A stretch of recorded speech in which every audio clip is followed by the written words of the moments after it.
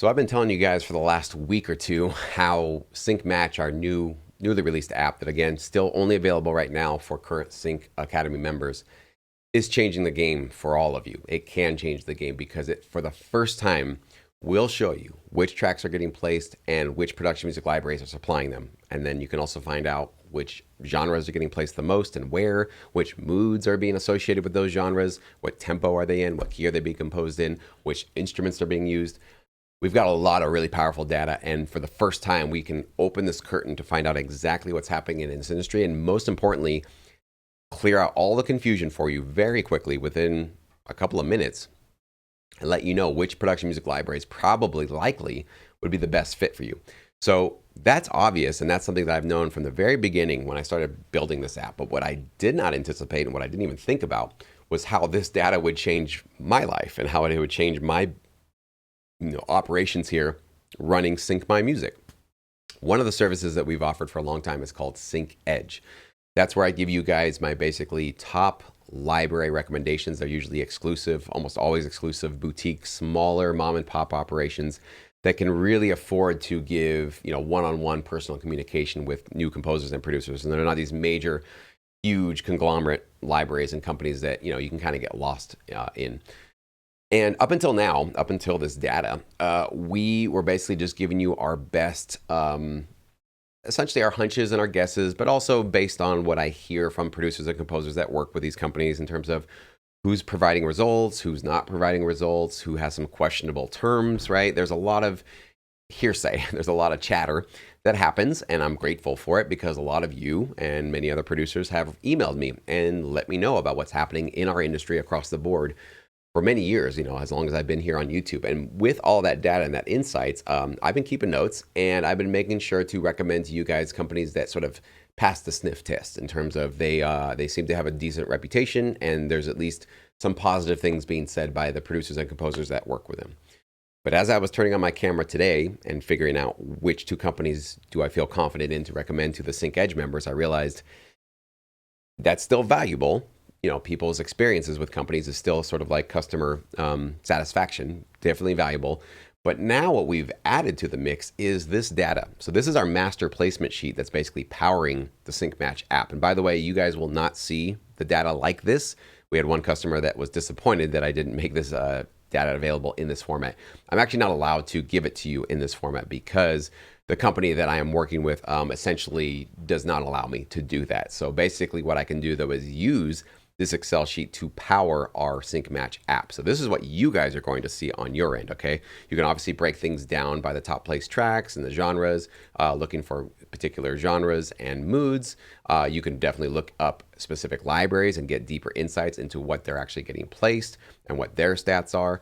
And obviously looking up TV shows and TV channels as well. But the powerful part about this is that once you upload your track, you find out exactly which genres and tags get applied to your track. And then, of course, finding out which tracks are similar, which moods are similar, and also which production music libraries would be the best fit for you and your company and your style of music based on, again, going back here, the specific data that we just collected and we reported on for the last 30 days. Again, this is coming from the top 10 US TV channels.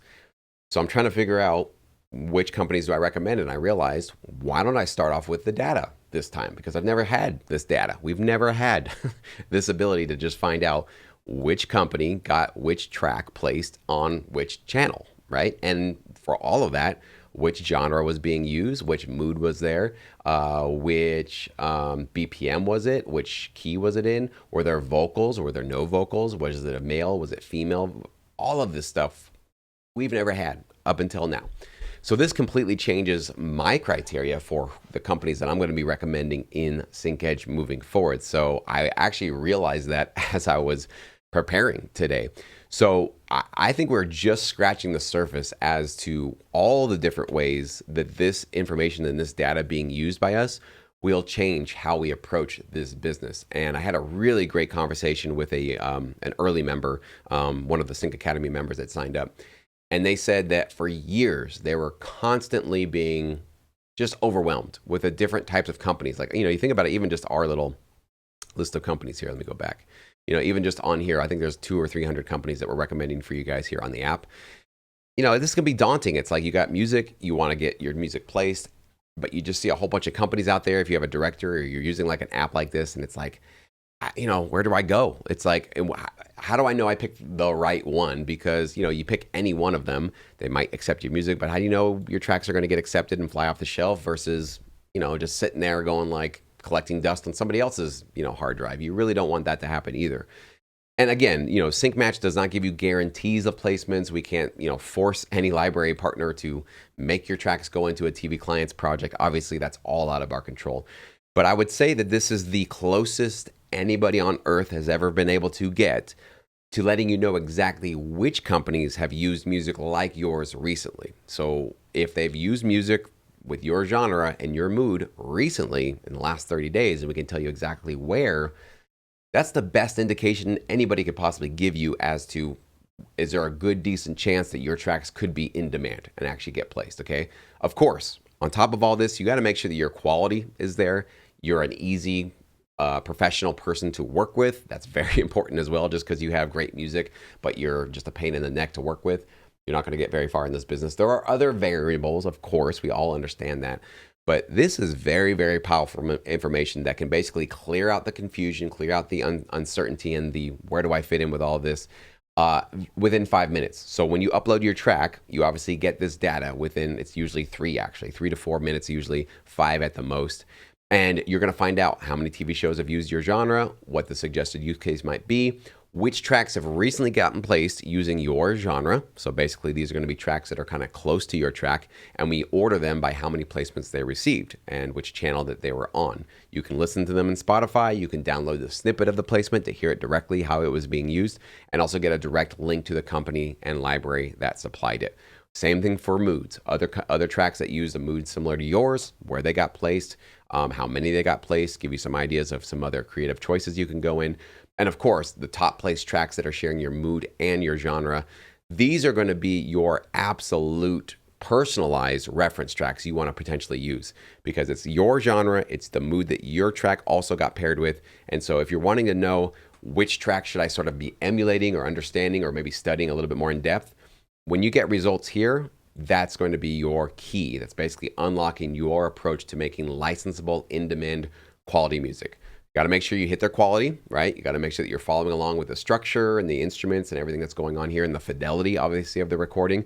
So some of that stuff, we can't give you the sort of answers to that with Sync Match, but we can at least point you in the direction and say, you're going in this direction with your genre, you're going in this direction with your mood. Here's your blueprint, here's your guide, here's your reference track, okay? And of course, you're going to find out the libraries and the publishers that we feel are going to be the best fit for you based on what you just supplied, right? The moods, the instruments, the genre, all the tags essentially we're applying, okay? And again, once you take your company matches, whichever one you want to potentially partner with, or if you want to research all of them, feel free to. It's your access to your data here. You're going to basically click on any one of them and you can find out all of the stats that we have for what they recently secured in terms of all the tracks that we've detected that came from this particular company, okay? So we can tell you which genres do well. So this one, indie rock and indie rock are taking the cake. Okay, so rock and indie rock and that kind of a thing is certainly going to be a pretty good bet in terms of if you want to work with this type of a company. You might be thinking, do I need to put vocals on my tracks? Well, a little bit over the majority of the placements they received were instrumental. They do have some vocal, so you could probably go either way with that, but just reassuring yourself that, well, instrumental does work. So it looks like this is a company that would take instrumental music because they are getting some instrumental placements. If you don't know how fast, how slow should I be making my tracks, well, this will tell you right off the bat where the vast majority of their tracks are. It's 80 to 120 and then next 120 to 150. So I would say at least 80. You want to kind of go in the mid to up tempo is where you want to really kind of go, and even very fast. So the faster the better, usually with this type of a company. If you are going to have a vocalist, should you get a male or a female? This data to me would say, I got to go find a male vocalist, or me myself, I got to figure out if I can sing on my tracks. That's kind of useful. And of course, which instruments are being featured the most in this company's placements? Well, it's electric and bass guitar, obviously with the indie rock kind of a thing, right? So this is really powerful stuff that can kind of just answer a lot of questions that a lot of you guys have had for a long time in terms of how do you approach a company, what kinds of music should you give to them, and how do you know what they are doing, and how do you know if they're actually a legit company that's recently active? Well, Up until now, we've just been looking at websites, word of mouth, kind of doing our best guessing and hunches in terms of who's really the most legit. And again, I don't mean to diminish, because I think sometimes the best information you can get is from somebody you trust and somebody that you know has worked with a company. And so I still value that. I still want you guys to share with me insights and experiences you guys have with these different companies. I think that's really useful and valuable. But now we're adding the data to this, so we become more and more prepared and just more aware of really what's happening in our business and who's actually getting placements. I think this completely changes that part of our approach to this business. So anyways, I'm really excited, looking forward to seeing other insights that I potentially gather from this, and I will certainly let you guys know. I'm feeling like making an announcement about a public release soon. That's all I can tell you guys. I don't know if it'll be next week, but we're working out these sort of early little kinks and bugs very quickly, iterating very quickly, adding new features that I've been talking to you guys about here. So we are rocking and rolling with this thing, and so I can't wait to get it into more of your guys' hands very soon. But I don't have any announcements to give you guys today, but stay tuned, because it is coming very, very soon. I can feel that we are kind of nearing the close approach of launching this thing publicly. So I'll definitely give you guys those details when I have them.